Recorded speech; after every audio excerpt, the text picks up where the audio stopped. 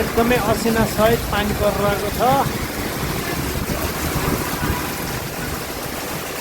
ओहो हो ल है, पानी त अझै बढ्ने क्रम पो छ त ल बा। ओहो असिना पानी आइरहेछ है, असिना पानी।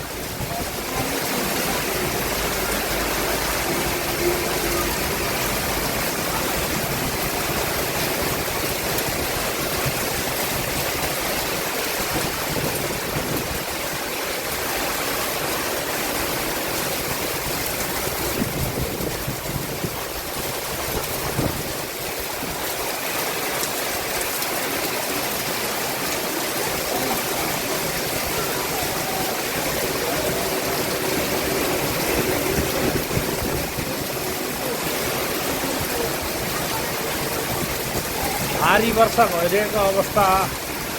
चन्द्रगिरी भालेश्वर मन्दिरको दर्शन गरे पश्चात घर फर्किने क्रममा घर पनि पुग्न नभ्याइकन गुरुद्वारा